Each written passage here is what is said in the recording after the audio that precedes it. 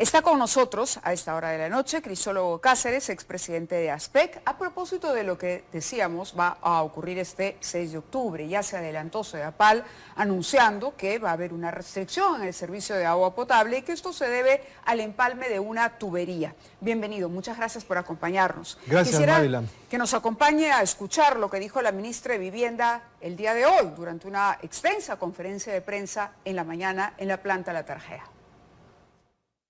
Esta es un corte programado, se ha anunciado con la suficiente anticipación para poder tomar todas las previsiones del caso y no se debe en ninguna forma a un problema de desabastecimiento o a un problema técnico u operativo que va a beneficiar a estos 22 distritos. Estamos hablando de más de o aproximadamente 4 millones de personas. Muy bien, esas eran las declaraciones de la ministra. Ahora, ¿se podía haber hecho este empalme sin, digamos, afectar el abastecimiento? Sedapal dice que no, y en efecto la ministra parece que avala esa situación. Claro. ¿Cuál es su opinión sobre cómo se ha manejado esta situación y lo que va a De manera muy mala. Ayer te escuchaba o a tu invitado en el programa y decía que de repente las razones que motivan esta operación son positivas, pero la estrategia de comunicaciones ha sido un desastre, ¿no? Porque el trascendido desde la semana pasada en el sentido de que se iban a realizar obras, todo el mundo estaba escuchando eso, pero el anuncio oficial se ha dado ayer, y ayer la SUNAT recién se ha reunido con Sedapal y todos nos enteramos porque ambas entidades sacaron comunicados. Incluso la Fiscalía ha ido a ver porque está investigando la presunta o la posible interrupción del servicio público.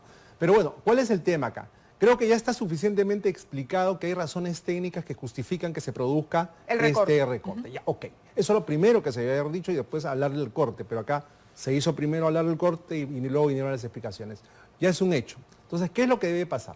Acá en relación a Sedapal lo que tiene que hacer es presentar el plan de contingencia, que hasta ahora no lo ha hecho, entiendo que lo va a hacer mañana, Mavi. Han anunciado que mañana nos van a decir, y eso debe haber sido lo primero.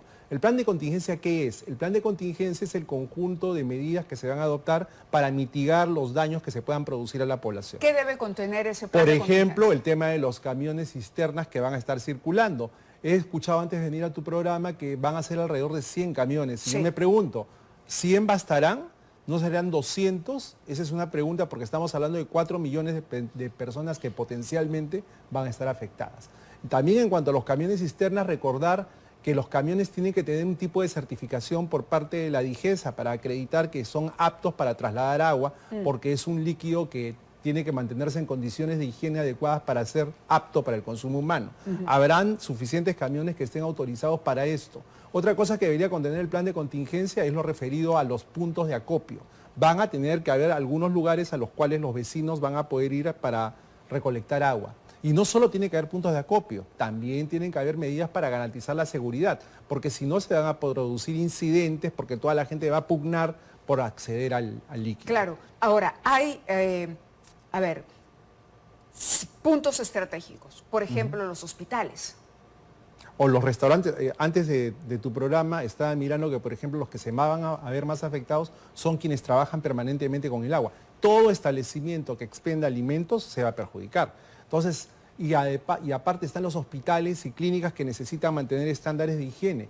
Y aparte están los consumidores considerados vulnerables, como las personas con discapacidad, adultos mayores y niños que requieren también mayor cantidad de agua. Entonces, hay una serie de situaciones que el plan de contingencia debería contemplar. Y yo espero, hago votos porque así sea, porque eso es lo que estamos esperando.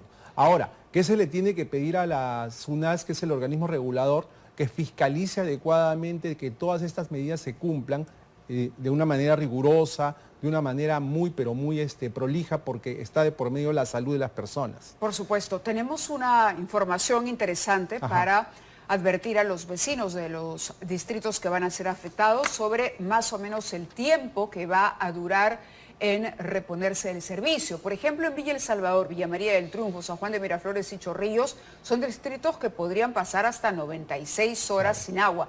Hasta 96 horas sin agua, ¿no? Pero ojo con eso. Los distritos que deberán esperar entre 48 y 72, dependiendo de cómo va llegando el agua, Independencia, San Borja, Santiago de Surco, Barranco, Surquillo, La Molina, Atela, Victoria, Miraflores, San Isidro, San Luis, El Agustino, Rímac, Lurín, Cieneguilla, ¿no? Y distritos que tendrían el servicio restablecido hasta en 24 horas de iniciado el corte serían San Juan de Lurigancho, Santa Anita en determinados sectores, igual que San Martín de Porres en el sector 204. Esa diapositiva que estás mostrando es bien interesante porque ha introducido un nuevo elemento, ¿no? Ya no solo se habla de distritos, sino de sectores. De sectores. Sectores. Sí. Entonces, eso hace que la información sea un poco más difusa. Ya de por sí es difusa cuando te dicen de que te va a retornar el agua entre 24, 48 o 96 horas. O sea, eso ya es difuso. Ya es difuso. Hay que darles a los consumidores también algunas recomendaciones muy puntuales. Lo primero, que estén atentos a este tipo de información que te está diciendo cuándo y cómo, en términos generales, vas a poder tener restablecido tu servicio. Claro. Lo segundo, que acopies el agua, pero no acopies grandes cantidades de agua que seguramente no vas a poder consumir al final, sino que piensa que es un recurso escaso y que hay otras personas que la requieren. Y en los depósitos en que almacenes el agua tienen que estar tapados para que no se contaminen. El agua se puede contaminar con mucha facilidad. Y mientras más tiempo permanezca el agua expuesta, el nivel de cloración del agua disminuye. Y el cloro es lo que impide que el agua sea imbebible, que no sea potable. El trabajo de empalme de la tubería, dicen, durará más o menos desde las 7, 8 de la mañana hasta las 10 de la noche. Y primero tienen que hacer que las tuberías se vacíen pero de agua. dicen que eso es más o menos el tiempo. Se ha hecho un cálculo, digamos, estimado en el máximo que puede tardar, con miras a que sea mucho más rápido. Hoy la ministra decía, exhorto a Sedapal y a sus técnicos a que por favor lo hagan lo más rápido que puedan, cumpliendo por supuesto con los estándares que requiere una operación de esta naturaleza. Pero también decía que cuando se establecía el plazo para que regrese el servicio de agua potable, también se estaba estimando en máximos. Uno podría sorprenderse y de repente tener el agua mucho antes de lo que se está señalando aquí. Esa, digamos, es una política adecuada en la medida en que no se genera falsa expectativa.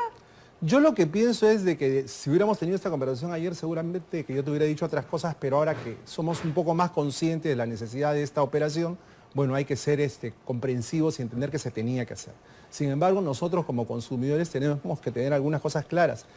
Estos días que no vamos a tener servicio no pueden ser facturados. Ya lo dijeron también. No pueden ser facturados. ¿Y usted cómo se va a dar cuenta, estimado televidente? Usted tiene que revisar su recibo del mes siguiente.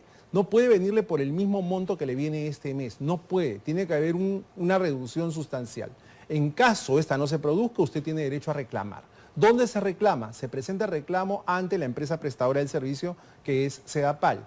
La empresa tiene un plazo máximo de 60 días para contestarle. Si usted no está de acuerdo con lo que le conteste la empresa, usted puede presentar un recurso de reconsideración o un recurso de apelación y la empresa tiene que canalizarlo, tiene que elevarlo al organismo regulador, que es SUNAS, que tiene 35 días. Es decir, el proceso comienza en la empresa y acaba en el regulador. Ahora, una pregunta que nos hacen con frecuencia es, entonces si yo veo que mi consumo es alto o mi consumo no implica una reducción como la que se supone que tenía que tener, ¿dejo de pagar todo el recibo? No, no deje de pagar todo el recibo.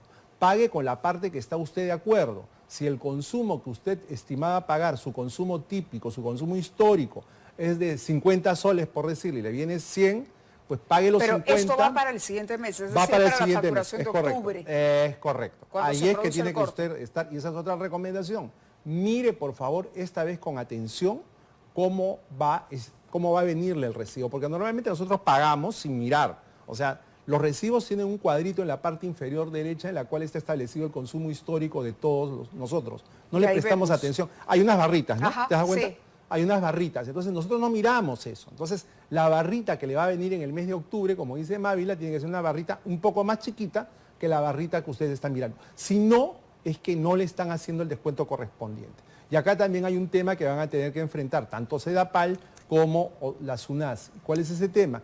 Que es muy previsible que hayan varios consumidores que estén presentando reclamos porque van a encontrar que los recibos no reflejan la tarifa correspondiente. Pensando mientras sí, claro, es eso. Entonces, pero ¿de quién va a depender de que paguemos lo justo? Va a depender de nosotros mismos en la medida en que seamos más celosos con la lectura de nuestros recibos. Y precisos. Muchísimas gracias por haber estado con nosotros explicándonos, digamos, la manera en que podemos ver con atención esos recibos, leer la letra chiquita y darnos cuenta si es que nos están cobrando de más, y también, por supuesto, en la exigencia que se requiere para que mañana esté ese plan de contingencia de una vez publicado.